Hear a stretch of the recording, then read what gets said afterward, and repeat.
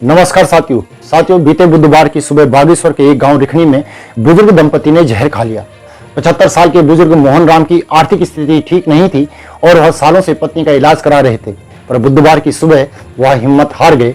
लंबे समय से बीमारी से जूझ रही उनकी पत्नी कृष्णा देवी को जब पति के जहर खाने की खबर मिली तो उन्होंने भी जहर खा लिया। बुजुर्ग दंपति को अस्पताल तो ले जाया गया, लेकिन वहां पर पत्नी कृष्णा देवी बच गई, पर मोहन राम नहीं बच सके। कुछ अखबारों के भीतरी पन्नों में यह खबर भी छपी, पर किसी को इससे कोई फर्क नहीं पड़ा। ऐसी ही खबर पिछले साल भी तो अखबारों में छपी थी, जब एक मां और उसके 3 बच्चों की लाश घर के भीतर मिली थी। नंदी देवी की बेटी अंजलि की वह खबर किसे याद है जिसमें वह बताती है कि घर में खाने के लिए राशन भी नहीं है। यह घटना भी बागेश्वर जिले की ही थी। वहीं काशीपुर में डॉक्टर दंपति की खबर भी 1 साल पुरानी ही है। डॉक्टर इंदेश शर्मा ने अपनी पत्नी के इलाज की लगातार लड़ाई लड़ी। उस इलाज ने डॉक्टर परिवार की आर्थिक हालत इस कदर खराब कर दी कि इकलौते बेटे की पढ़ाई तक छूट गई थी। आखिर में डॉक्टर दंपति ने भी मौत को ही चुना। वहीं पौड़ी गढ़वाल के धर्मवीर पवार ने इसी साल जुलाई के महीने अपनी जान ले ली। 23 साल का युवा धर्मवीर प्रतियोगी परीक्षा की तैयारी करने देहरादून आया था। सेना में भर्ती हो पाने में असफल युवा निर्मल पांडे ने पिछले साल अपनी जान ले ली। निर्मल अल्मोड़ा का रहने वाला था और चौथी बार सेना भर्ती में असफल होने के बाद उसने यह रास्ता चुना। यह सभी घटनाएं 2023 और 2024 में घटी हैं।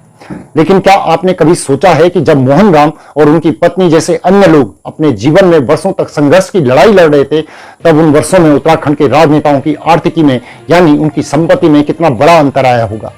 क्या यह आपको अटपटा नहीं लगता है कि जहां एक और 20 साल गरीबी से लड़ने के बाद मोहन राम मौत को चुनने को मजबूर हो गया, वहीं इन्हीं 20 से भी कम सालों में उत्तराखंड विधानसभा में करोड़पतियों की संख्या 10 से बढ़कर 58 हो गई है। क्या आपने कभी सोचा है कि वह ऐसा कौन सा नुक्सा है जो उत्तराखंड के नेता अपने लोगों को नहीं बता रहे हैं? आज के इस वीडियो में हम यह समझने की कोशिश करते हैं कि उत्तराखंड के नेताओं के पास आखिर वह कौन सी करोड़पति बनने की रेसिपी है जो हमारे नेता हमसे साझा नहीं कर रहे हैं, और जनता के मरते रहने के बावजूद वह करोड़पति बनते ही जा रहे हैं। लेकिन उससे पहले अगर आप लोगों ने अभी तक चैनल को सब्सक्राइब नहीं किया है तो सबसे पहले आप चैनल को सब्सक्राइब कर लें। साथ ही वीडियो को अंत तक देखकर अपने कमेंट अवश्य करें, और आप हमारा सहयोग करना चाहते हैं तो नीचे दिए गए नंबर या फिर QR कोड के माध्यम से आप हमारा सहयोग भी अवश्य करें। दोस्तों, उत्तराखंड बनने के बाद से ही हमारे नेताओं के जीवन में नोटों की बरसात के सावन खूब आए और आते ही जा रहे हैं।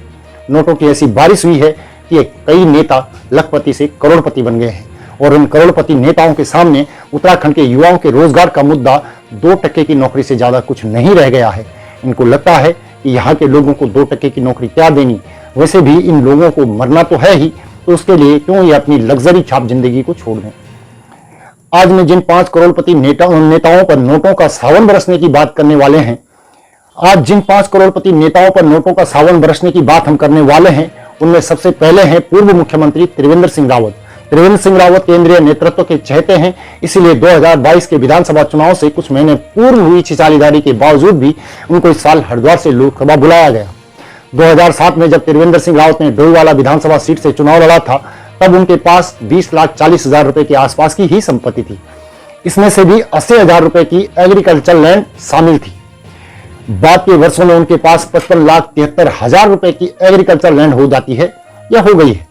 2007 में उनके बैंक डिपॉजिट RD में करीब 70,000 रुपया था, जो बाद में 59 लाख हो गया। 2024 में जब त्रिवेंद्र सिंह रावत हरिद्वार से चुनाव लड़ते हैं, उस समय उनके पास 6 करोड़ 75 लाख के आसपास की संपत्ति थी। अब बात करते हैं दूसरे नेता यानी पूर्व कैबिनेट मंत्री अजय भट्ट की। 2007 में अजय भट्ट ने रानीखेत से विधानसभा चुनाव लड़ा और हारा, तो उस समय उनके पास 1,25,000 रुपए के आसपास की संपत्ति थी।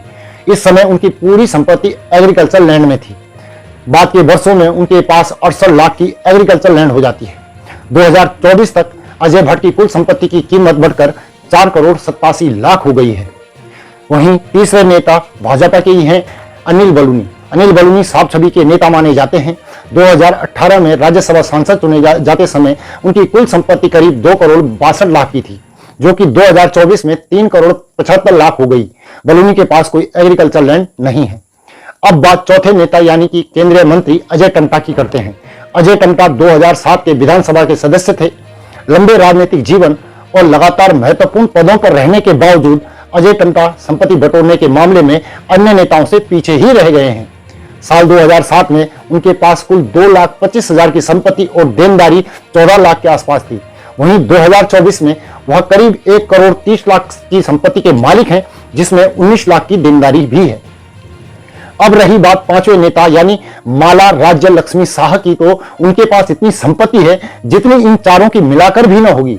अगर किसी परिस्थिति में ये चारों नेता अपनी संपत्ति मिला भी ले तो भी वह माला राज्य लक्ष्मी शाह की संपत्ति से 20 गुना कम ही रहेगी।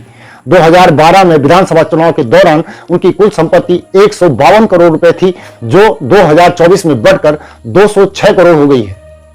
यह रिपोर्ट कोई खुलासा नहीं है, सब कुछ पब्लिक डोमेन में रखा हुआ है, पब्लिक डोमेन पर उपलब्ध है। अब रही बात केवल इन 5 भाजपा नेताओं की संपत्ति क्यों बता रहा हूं या क्यों बताई जा रही है, तो यही वो पांचों नेता हैं जो देश की संसद में उत्तराखंड का नेतृत्व करते हैं। चलते चलते यह भी जान लीजिए कि साल 2007 में जब उत्तराखंड विधानसभा बनी तो उसमें 10 करोड़पति थे। 2022 में गठित उत्तराखंड विधानसभा में करोड़पतियों की संख्या अब 58 हो गई है। एक रिपोर्ट के अनुसार राज्य में पिछले 5 सालों में केवल 17,743 अभ्यर्थियों को ही रोजगार मिला है, जबकि उत्तराखंड में इस वक्त 8 लाख से ज्यादा पंजीकृत बेरोजगार हैं। इसीलिए कहता हूं कि भाई रोजगार हो तो उत्तराखंड के नेताओं जैसा हो, जो जहर खाकर मरते उत्तराखंडियों की लाश देखकर भी करोड़ों कमा रहे हैं, और इस सावन की बारिश में उनके वेतन और भत्तों की बेल भी इतनी तो बढ़ ही गई है कि हर महीने 4-6 उत्तराखंडी उस बेल पर फांसी लगाकर अपना जीवन इन होनहार नेताओं पर निछावर कर ही सकते हैं। अभी के लिए इतना ही, जल्द ही अगली रिपोर्ट में मुलाकात होगी। सुनने के लिए आभार, धन्यवाद।